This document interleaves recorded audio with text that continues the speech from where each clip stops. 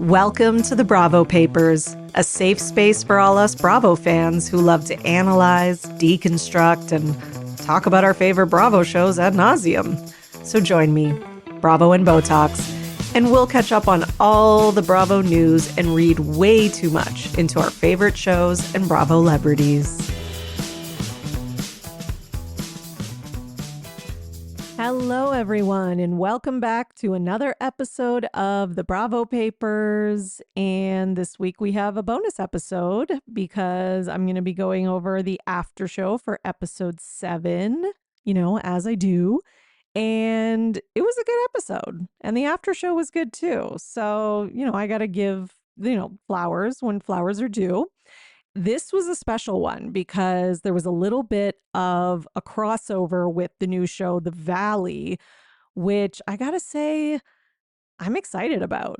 I was not excited after the first trailer because it looked, let's just be frank, it looked terrible. But they put out a new trailer. I think it seems like maybe after the whole Britney Jax split, they kind of rejigged the trailer. I feel like they saw that, I don't know. No one, like, people just didn't seem that interested in it. No one was really talking about it. Like, people would kind of mention it, like, oh yeah, that whatever. But I didn't see anyone really like invested in it, and there wasn't a lot of chatter online. However, once this whole Jackson Brittany thing happened, they were starting to get more buzz. And then all of a sudden we get a new trailer, and the new trailer is completely different. Like, the first trailer was like, here's a bunch of former party girls and party guys who are now mature men and women who are living in the valley and figuring out how to change diapers and how to be parents and also have jobs and work life balance and blah, blah, blah. And it was boring. It just looked boring. Like, yeah, they showed a little bit of drama, but it wasn't, it looked like it was like within the group. So it's kind of like, okay, well, is it going to be like manufactured drama or, what are we getting? However, now the new trailer is like full steam, right? Like, couples fighting with each other, fighting across the couples, and it just looks good. It looks good. So if you haven't seen the new trailer, go check it out. You can find it online for sure. But I gotta say, it looks juicy, and there's already like a lot of stuff happening with this cast. Another one of the couples announced a separation. So it's crazy. And what was the other thing I was gonna say? I don't remember, but they did make an appearance in, oh yes, no, I do remember. I do. If you want a breakdown, by the way, of the mid-season Vanderpump Rules trailer, just while we're talking about trailers, I did a full breakdown of it on my Patreon. If you're interested in extra content, bonus content, it's patreon.com/Bravo and Botox. I kind of like talk about whatever sort of topic happens to, come across my desk that week.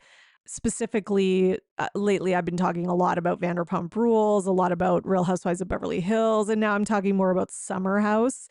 Now that Summer House has started, and yeah, so I thought that mid-season Vanderpump Rules trailer was pretty epic too. So I did a full breakdown of that as well.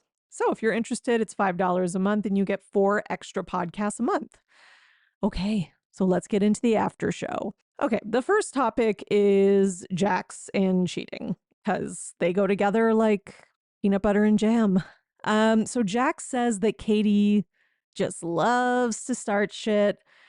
She plays on her phone, she's scrolling on Reddit, and then she sees rumors and she tells them and starts them. This is when they show that clip from episode 7 where Katie's like, oh, the rumors going around about Jax. And then you see Lala and Sheena be like, oh my God. So I'm already annoyed because I'm like, why is it always Katie who gets shit on for this stuff? Like, yes, she was the first to say it. I get it. But Lala and Sheena co-signed it so hard. So it's like, why doesn't he say anything about them? And then he's like, oh, just Katie on her phone. Okay, so they must all be on their phones and they must all be seeing rumors. And I don't know. His reaction is it's very guilty, Jax. Like angry, defensive, like he's got that face that he gets. And now we know Jax's look and his tells because we've seen him do it a million times. So it's very obvious. So then Katie and Ariana make reference to basically there's a lot of blind items. So I'm assuming they're mostly referencing Dumois, but basically that are in regards to Jax. It's always like this bar star who opened a new bar, who did this. So they're like, okay, it's just like a little like where there's smoke, there's fire. They don't say that, but that's the impression that I got from Katie and Ariana in this part.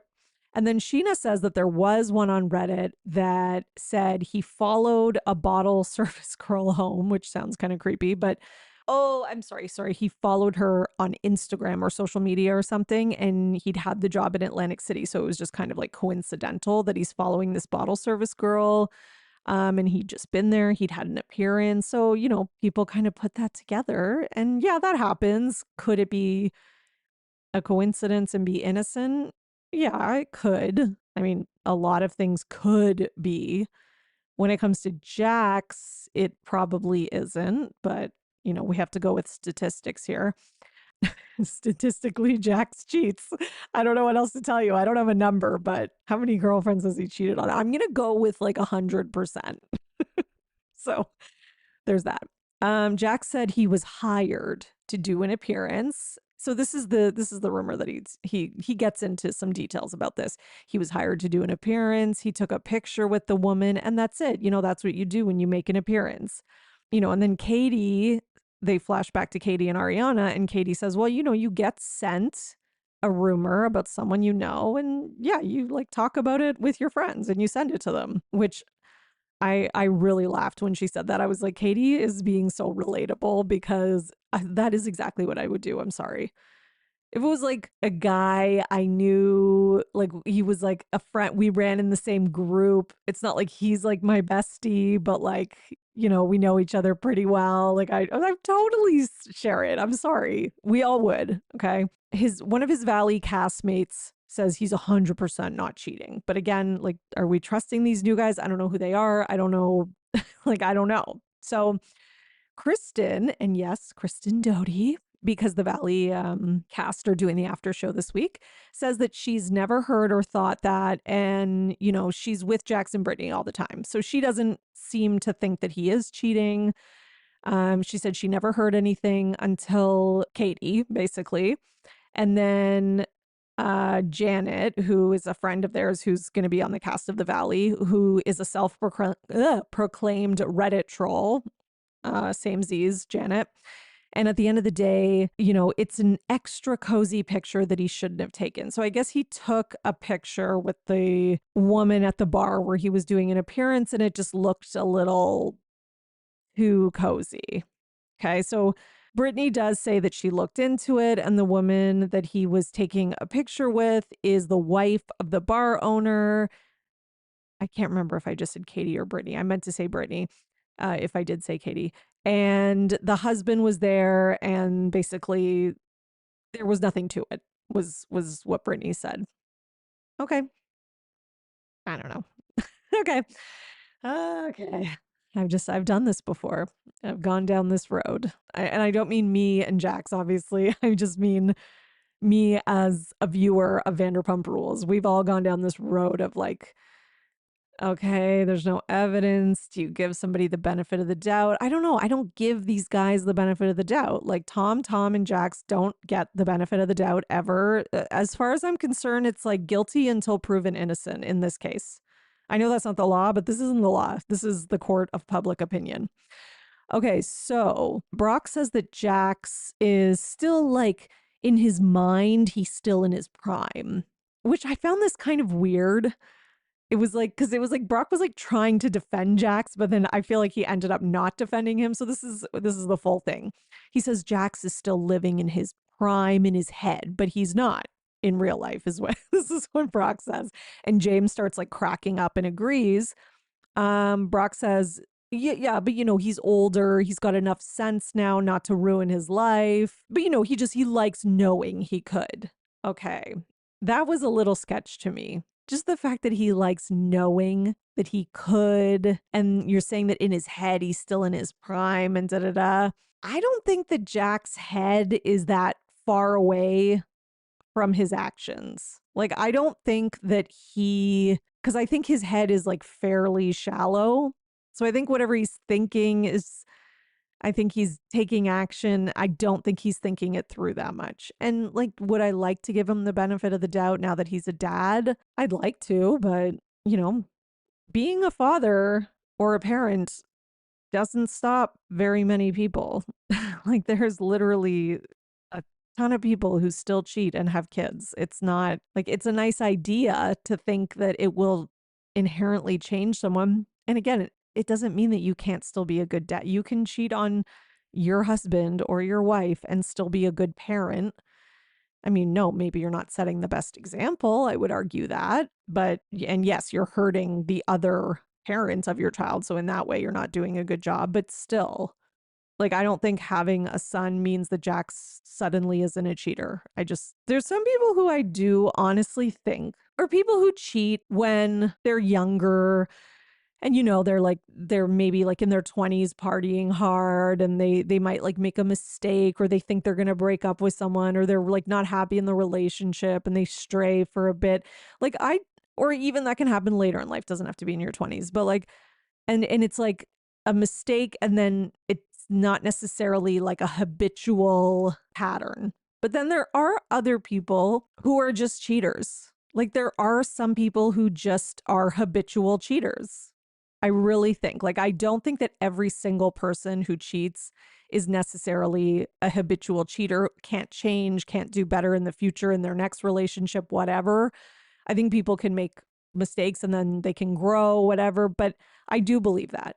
Despite, I know not everyone believes that. Once a cheater, always a cheater, whatever. I don't really subscribe to that. I think it's a little too black and white for me. And I never am black and white with anything really when it comes to like life and rules.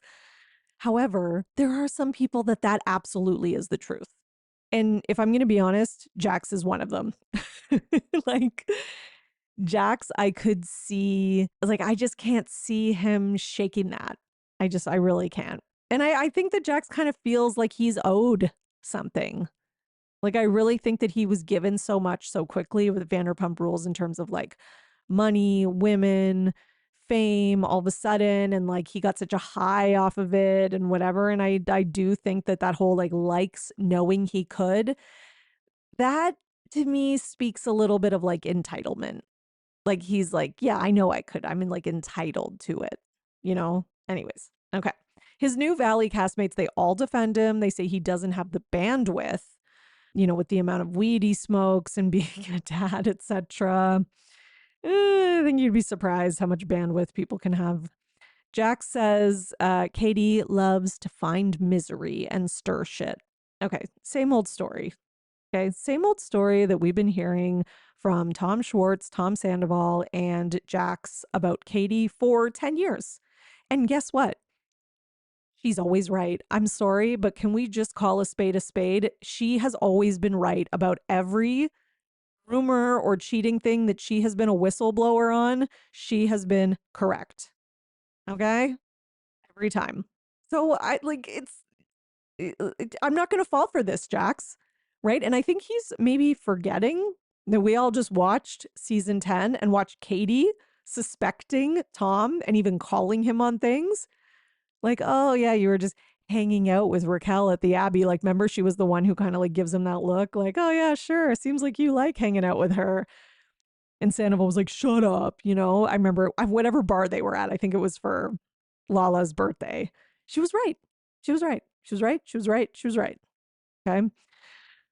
Ariana says sometimes the blinds can be bullshit, but last year, I thought this was so interesting. Okay, last year there was a blind that was called, and I totally remember this. I totally remember this blind that was called The Tale of Two Toms. And it said the current Tom is a ruse for the other Tom. And she read it to him and was like, can you believe this? Like, read it to Tom Sandoval. And she's like, looking back, he was probably shitting his pants in that moment because it was true. So there you go. Okay. The photo is the next topic they discuss. So this is, Sheena taking that photo with a fan, and Tom Sandoval was in it and came and stood right next to her and all that. Okay. So Sheena is, as usual, complaining and victimizing herself. Oh, I got all these like people telling me I'm not a girl's girl and then I'm disloyal. All true, by the way. But she was just taking a photo with a girl on the street whose birthday it was. Okay. Here's the thing with this, both of those things can be true. She was just taking a picture with a fan whose birthday it was, and Tom Sandoval ran in the photo too. And of course, the cast is going to take a photo with the fan all together. Totally. That all makes sense. And a photo is not always accurate as to, the dynamics of a group or how people feel about each other. Also true. But in this case, it happens to be an accurate reflection just by chance. Okay. It's like Sheena is upset because everyone is giving her shit because they're like reading into this photo, like, oh, this means you're forgiving Tom Sandoval and you're already letting him back in. And then Sheena's like, it's just a picture. Da, da, da. But Sheena, it does. You are letting him back in. Like, I get what she's saying in the sense that the picture is not concrete evidence of that. No. But the fans do just happen to be right in this case. Okay. They had a 50-50 shot that it was either just a picture they took with a fan that meant nothing, or it was a picture they took with a fan and also Sheena's letting Tom Sandoval back in. She was. We watched the Tahoe trip. So like, you don't get to complain now about it, and you don't get to complain about getting all this criticism because now we're watching the show. We're watching the Lake Tahoe trip and you are letting him back in. Not only that, you're freaking crying about him and whining about him, and it's weird. It's like next level. So yeah, I can't feel bad for her about this. Kristen says if Ariana was there, she probably would have taken the photo too, because they really appreciate fans. They're always kind to them. Again, I get it. Like, when I saw that picture, I was never mad at Sheena for taking a picture, but I did know, I was like, but I knew this before the picture. I was like, Sheena's going to be the first one letting Tom Sandoval back in. I could tell because that's Sheena always. And a leopard doesn't change its spots.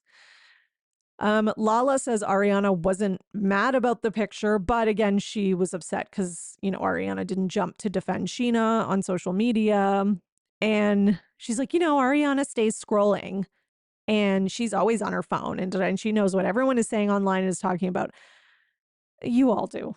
Okay, I'm done with this, like, let's paint certain people as like the social media trolls. You all do, we all do, everyone in the world who uses social media does. Okay, for the most part. The majority of people who are into social media are scrolling and looking and seeing what people are talking about. And if I was on a reality show, I would be too. I don't think that means Ariana is like some loser. I don't think it means like Katie is or whatever. Lala, you are just as much. We saw you during Scandival. She's always posting videos of herself. Like, just, she says it like, like Ariana's this like pathetic person who's always scrolling. I didn't like her tone. And then I'm like, you do that too.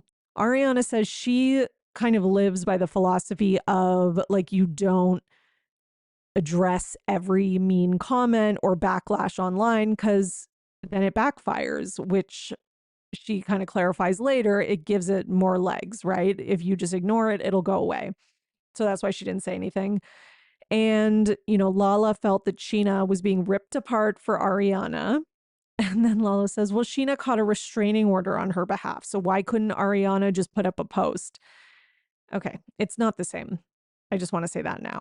Do I think Ariana should put up a post to get people to ease up? Yeah, I can agree with that. And she did. Once, Lala talked to her, she kind of, reflected on it, and then she did. And I also understand, though, Ariana saying that, she lives by the idea of ignore it and it goes away.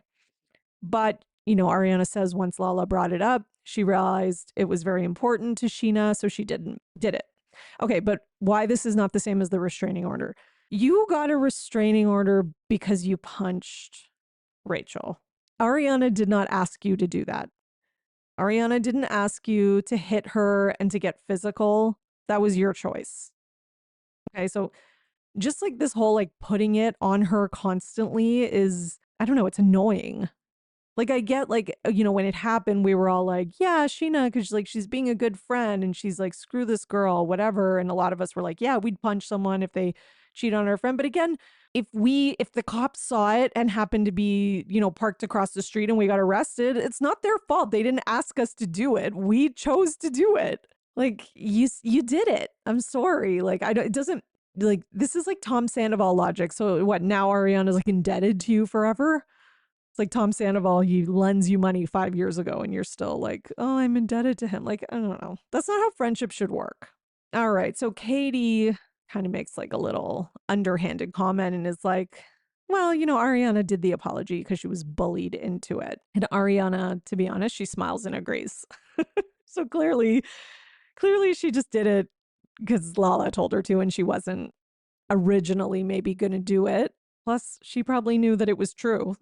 And she could probably tell that Sheena was letting Sandoval back in. At that point, I think they'd already had that phone call where Sheena was like, I can't hate him just for you. Okay, so then why am I defending you about this photo? Like, get out of here. Katie says, when you take a picture with someone and you're like a reality star like they are, or whatever, you have to think about it.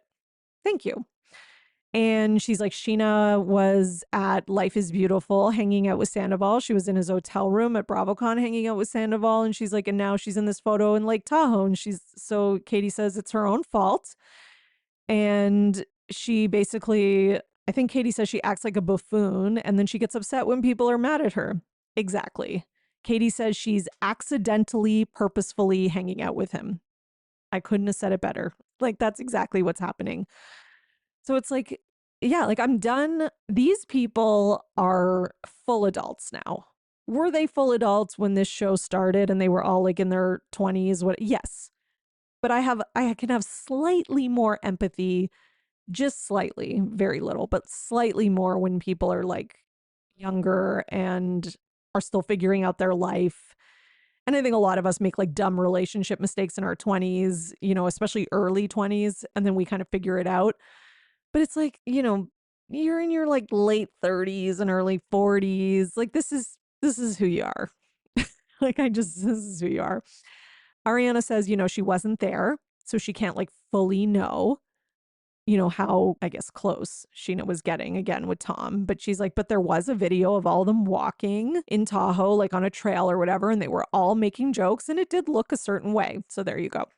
So I do kind of wish at this part that Ariana would just like admit that she's like, well, I kind of feel like they were getting close again. So why am I going to defend you? And I don't blame her for that if that's the truth. Because it's like, why do I have to make a big speech on social media about what a good friend you are when you're not a good friend? And Sheena is not a good friend, in my opinion. Okay, so then we get to kind of the discussion amongst the cast about just Ariana and Tom and the whole like they were having a hard time before the cheating and the breakup. Okay, because we flash back to that scene where Sheena is talking to Christina Kelly, and Sheena's like, I think he's more upset about losing me than about like losing Ariana. Okay, Sheena. So Sheena says, for months she was hearing things and, she went out with Ariana and asked if she thought anything was going on with Tom and Raquel. And Ariana made her feel like, no, everything was better with us and they'd been intimate recently. So I'm assuming this was like around January, because that was when Ariana said they had like been intimate again after a while after working on things. But again, like it wasn't like Sheena didn't say this, but it wasn't a lie because Ariana did think they were working on things because he frickin' was taking her to couples therapy and then they were intimate again. And even Tom said in his interview with Howie Mandel that Ariana was putting more effort in and was like complimenting him more. And so of course she thought that. And Brittany says like she totally gets how you can be with someone for a long time and you still, you love them. But, you can get into like a roommate type situation and you can feel stuck and it can be very hard, which I think anyone who has been in a long-term relationship with someone and lived with them or been married has gone through those phases where you feel less romantic and more roommate-ish and you're less connected. And, sometimes it can go on for a while before you kind of wake up and realize like, oh, we need to work on this. We need to do date nights. We need to reconnect, and that happens to people all the time. So that's probably what was happening. But even though that happens, it doesn't necessarily mean you don't love the person. Okay. You still can love them as much as you always did. You've just gotten into a rut, right? So Ariana probably felt that way. Tom probably was like, I don't know if he can feel romantic love or not. I don't know. But I do feel like I think he just fell out of love or lust or whatever you want to call it with Ariana. And he was just too chicken to break up with her. Like that happens. One person might just be like, oh, I don't have the same feelings anymore. Shit. And the other person, has the same feelings, but still understands that maybe you need to work on the relationship. Like that's what happened. Right. And it's all about how it was handled. Jason, who's one of the new men on the valley, says it's normal to have highs and lows, and it doesn't mean you aren't together and you're not in love when you're in a low. Exactly. Thank you, Jason. And then Janet, also new to the valley. If you want to know like who these people are, what they look like, just look up the cast photo and then you can kind of cross-reference it with who I'm talking about. But Janet says she hung with them and she hung out with Tom and Ariana 3 weeks before the Scandival thing went public and all that stuff. And she said that they seemed great. So she said they seemed happy. She hung out with them and she's like, you would never know. So there you go. And I mean, clearly that's because Ariana did think things were okay and were getting better. I think Ariana really thought like, yeah, we went through a tough time and we're working on it and things are slowly getting better. And I think Tom was probably in a good mood because he's getting his cake and eating it too. Now, Zach from the Valley says that he did see that like Tom Sandoval always wanted to go out. Ariana was more of like wanted to stay home and they never really wanted to talk about their relationship on Vanderpump Rules. And that was a point of contention. Although he doesn't say who wanted to talk about it and who didn't. He's besties with Kristen, by the way, in case you're wondering. So Zach is like Kristen's bestie. So he says, though, that when they broke up, he was not surprised, like when the whole cheating thing came out. And then another girl from the Valley, Jasmine Good, said that there was always rumors going on. And before we even go further with that, so when I saw Jasmine, I was like, this girl looks so familiar. And I was like racking my brain. And then I was thinking, oh, maybe, she was like a hostess or like a server that was just like in the background in the early seasons. I was like, God, but she's so familiar. I was like, it's got to be more than that. So then I did a little Google and I was like, oh, it's Jasmine from The Bachelor. Because I was like, I totally, totally know this person. So I used to be a big Bachelor person and I watched like every single Bachelor season and Bachelorette and all that and Bachelor in Paradise and all that. But then I kind of fell off and stopped watching it. Like, I think I stopped in like 2020. Like, it was definitely like pandemic time. And that was also around the time where I just got way more into watching Bravo shows. And it was just like, The Bachelor's a big commitment because the episodes are so long and there's so much commercials. And, I mean, maybe now with streaming, I don't know if people watch it with streaming now or what. But, anyways, I fell off of it. But I did watch the season that she was on. Funnily enough, she was on Nick Viall's season, who is now on a podcast and talks a lot about Bravo and talks a lot about Vanderpump Rules and a lot about Sheena. So Jasmine's going to be on the show, which is really cool. So she said there were always rumors, but she hung out with them at like music festivals and said it was weird. Like she said, Tom was so flirty and touchy with Raquel, and she was like, oh, that's a little odd, I guess. Kristen, then we go back to Kristen, who says that over time, when you're in these types of relationships, what was once cute and fun about Tom Sandoval, for example, isn't fun 9 years later when you're in your 40s and you're dealing with like his lack of responsibility and things like that. And, I hope that everyone who is criticizing Ariana for like not wanting him to have the birthday party. I saw a little clip for this week's episode. He's disgusting. Okay. Or sorry, it was even last week's that already happened when Anne is cleaning up, his assistant is cleaning up all his stuff. There's like dirty, disgusting bowls and stuff with rotting food in them and just crap on the floor. They did some clothes. Like clearly he doesn't like he treats that house. He doesn't treat it like an adult home where there's like pride of ownership and stuff. Like he treats it like a frat house. He might say that he treats it with pride of ownership and that he respects it, but he doesn't. Like just the way that he left it and then his assistant has to clean that up. Like, I don't know.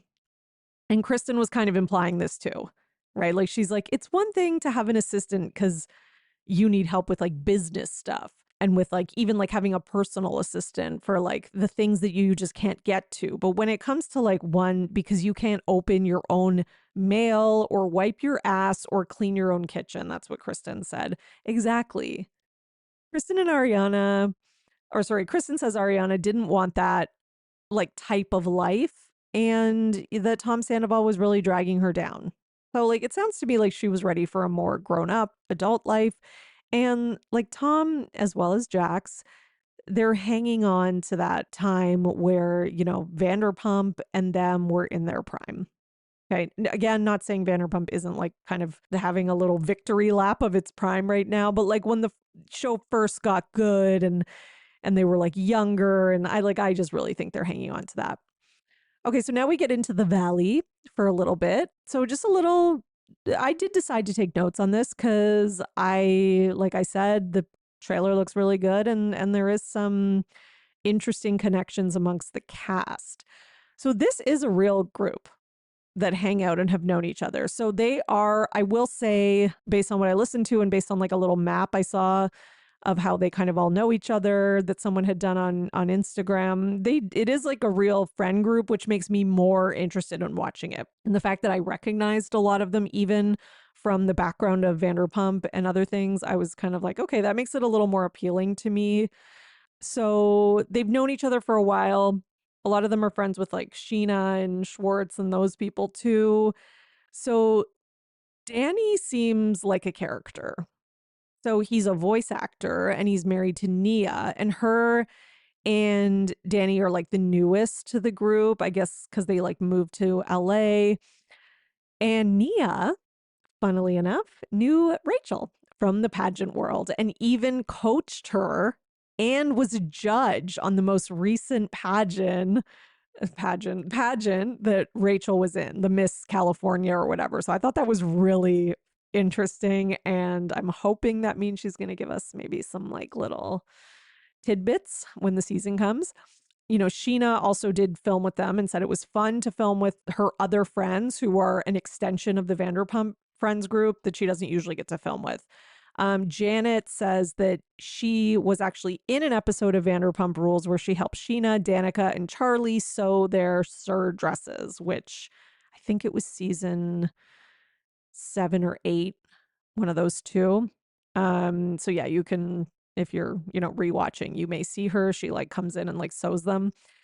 Janet met Sheena at a pool party after she moved to LA. And that was kind of like her first friend since she moved out there. And she kind of just met everyone else through Sheena. Janet's husband is Jason. He's a lawyer. He hasn't spoken to Tom Sandoval since it all went down. And then the guy next to him, whose name is Jesse, there's a lot of J names happening. Okay. So Janet's husband, Jason, who I got a good vibe from Jason. Okay. He seemed like just like a normal human who will maybe get destroyed by reality TV. We'll see. So Jason was like, I haven't spoken to Tom since like all of that went down. And then Jesse, who is sitting next to Jason, is like, well, because you're not allowed. And then Jason is like, no, honestly, I don't want to. I get really bad vibes from Jesse right off the bat. Okay. And I want to just say that I wrote this in my notes before I knew the next thing that I'm going to tell you about in a few minutes. Okay. So Jesse's like, because you're not allowed. And he gives douche vibes. He just really has major douche vibes. He's a luxury real estate agent, and you can just tell like he thinks he's hot shit. Okay. So he's married to Michelle. And I didn't like, yes, I'd heard that one of the couples got separated. I swear to you that I could not remember which couple because I didn't know any of their names, or like if you put them all in front of me and said match the names with the faces, like I wouldn't be able to do it. If you told me their names were like Jim or something, I would have believed it. Like I just have no idea. So then I was like, wait, which one's the couple that just announced they're separated? Oh, yes, it's Jesse and Michelle, the guy who I got major douche vibes from. And he's even like, we don't actually live in the valley. And like, just like the way he says it, he doesn't say where they actually live, but it was like he just wanted to make that known. I was like, okay. And of course, then, so I wrote all this down. I paused it and then I pressed play. And then it just, more things kept getting added to the pile of why I already don't like Jesse. So he's again, I'll give him a chance. You never know. He's a former male model. Mm-hmm. And that's how he knows Jax. He lived in New York, and him and Jax were modeling together in New York, and Jax needed a place to crash and stayed in Jesse's apartment. Okay. So he's like another Tom Sandoval / Schwartz. He is the New York Sandoval. I'm calling it now. Okay.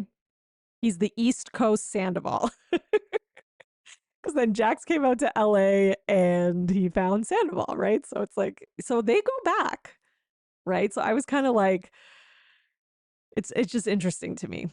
I like that they have the history, because I hate when it's like a random group and they don't really know each other and half of them are actors. Like I like that this isn't that. So Jesse also says that in 2020, Jax organized a ski trip and that a bunch of guys like signed on to go, including, and I guess he had invited the Toms, but didn't know if they would actually come or not. And then, kind of last minute, Sandoval does decide he's going to come, and then Jax cancels at the last minute. And so it was just Jesse, the Toms, and a bunch of other guys. And then Jesse says, but on the trip, I mostly connected with Sandoval. I knew it. Okay. And again, I had written and said all that stuff on my notes before I got to that part of the interview. Not that I'm like here trying to toot my own horn.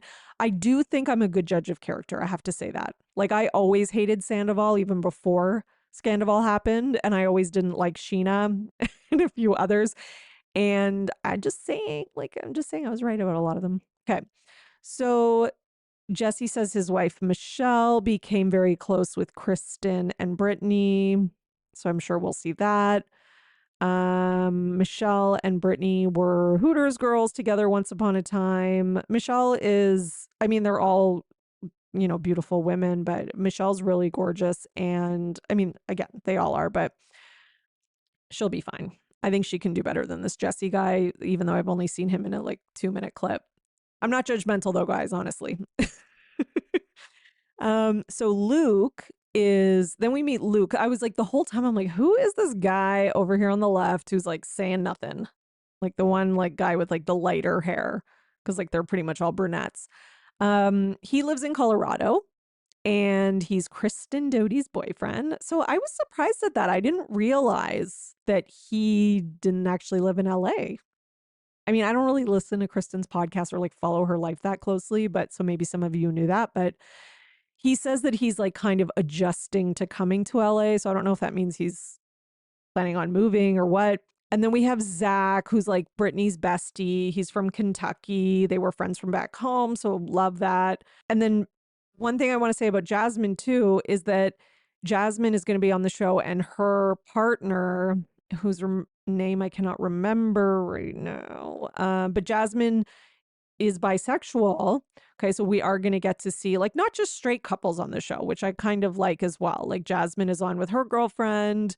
I don't know about everyone else. I mean, it seems like it's like straight couples or whatever, but I'm glad that we get like a little bit of a more, at least a little bit of a more diverse group. Not that we don't like Ariana's bisexual, etc., but Jasmine's actually in a relationship with a woman. We're getting a little bit more diversity in that sense. Okay, so the last topic. So I'm excited about the Valley, if you didn't hear me the first 19 times. Okay, so the glasses. The last episode or episode 7, you will have noticed that Sandoval gives James his glasses, which I guess like Brock in this interview is like, oh, were there like Gucci glasses? And James is like, no, they're like, they were actually women's glasses. They were Chloe glasses. And James is like, but like, I don't really care. And Brock's like, no, me neither. I would wear like women's glasses. I don't care. But either way, they're, expensive designer glasses. James talks about how Sandoval gave him the glasses. Sandoval saw him looking at them, took them off, and they replay this. It was funny. Took them off, stares at them for a moment with this like longing, like farewell look that was so cringe. That's what James and Brock say. And Brock and James just start cracking up. Like, they're both like, yeah, totally. Like, they both just know exactly the look. And they say that's like a thing that Sandoval does that they both know. Right. And I totally know what they mean. It's like he has to like show you that he's like stops, looks at the glasses like, man, I really love these. They're really important to me. You know what? I'm gonna give them to you without like actually saying that. It's like he's so fake. He's such an actor and a bad actor at that. James is like, he probably spent, $500 on them that afternoon. He's like, but you know what? I'm not taking it as anything because Sandoval, he buys people gifts of things that he knows they like. Thank you. Sorry, I'm just like, that is something that I feel like there's a pattern. And most people I've been seeing online are like, yeah, what's what he's like buying people's love or whatever. But there are some people who are like, well, he's just like being generous and it's nice. I'm like, I don't agree. Like, I think it's a manipulation thing. Anyway, so he says, he bought Schwartz the running shoes, and Schwartz loves running shoes, which I found surprising because I don't know, I feel like Schwartz is always wearing sandals, but I don't know. Okay, maybe he's evolved. And he's like, he knows that I like glasses, as in James. And he's like, yeah, it's like he does that. So it's like they know what he's up to. And then Brock says that's how Sandoval brings you in. It's like a gesture, but it's weird. And James says he felt like it was weird. He was like, he just like gave them to me and was like, put them on. He's like, can I at least wipe them off first? I mean, James, like you looked like you were into it. But, that being said, James is like, listen, it's weird. I'm not going to wear them. So I was like, okay. The other thing was that they asked Lala and Sheena about the gift thing. So it seems like the producers are on to this gift thing as well. And they said, yeah, we were given some gifts for the kids, of course. And Lala's like, yeah, he knows what he's doing. Like, he hits you where you're sensitive, the kids, right? So you're like, oh, the kid got something and whatever. And then, but Lala said something that I thought was really interesting. She goes, he's never acknowledged Ocean's existence ever until now. And then suddenly she receives this gift out of nowhere. And by the way, it was not a birthday gift, it was just random, which makes it even more suspect. And says, especially after he's like, she says it's weird, especially after he made that comment about like Lala being like dumb enough to get like knocked up by Rand or whatever and have this baby, which I guess obviously Lala took offense to. And then Lala says, she knows the game that he's playing. And when things aren't going well, he throws shiny things at people. And Sheena pretty much agrees, which is funny because Sheena's like, yeah, he got Summer a gift, and like they talk about what the gift was. And Sheena's just kind of like nodding and smiling along. And in my head, I'm like, so Sheena, if you know this logically, then why are you so caught up with the like he loaned you money during the pandemic? Like, it's like, he buys affection. It just, sometimes it's weird to me. It's like, Sheena will say things and it seems like she gets it, just like she did like when Sandoval, was first kind of like outed for cheating on Ariana and all that, right? It's like Sheena said a lot of the right things and she made that speech to him and we all loved it and whatever. And on her podcast, like there's a clip floating around right now where like Sheena's talking about how like, their relationship being bad doesn't justify anything. But then now it's like the things that she's saying and doing just really contradict that. And it's weird because it's like, it seems like you really truly understand but then now you don't understand. So it's like in some ways Sheena's not a confusing person because it's so obvious that she's just like pick me energy all day. But in another sense, I think she's torn. I think she's torn between like her innate, authentic pick me energy for like her friends, specifically guys like Sandoval, and then her innate pick me energy for the audience. Cause I think she's desperate for the audience to like be on her side once. Like I think she got a taste of it during Scandival because everybody was like, yeah, Sheena, because of the restraining order and all that stuff. And then now it's like, she knows it's going to be going back. I think that's what's going on.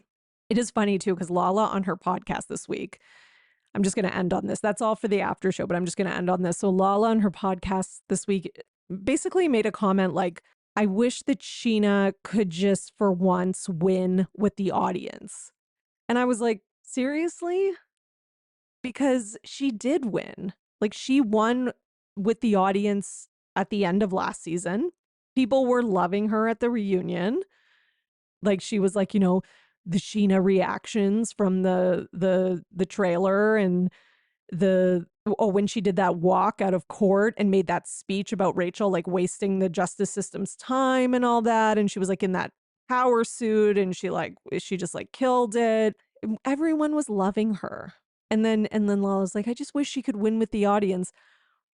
It's not our fault that she's not winning with us. She could win with us. Just tell her to stop being a moron and then she might win with us. Or tell her to maybe stick with some conviction or to maybe, you know, be a girl's girl for once. Like, it's like she knows what to do and she's not doing it.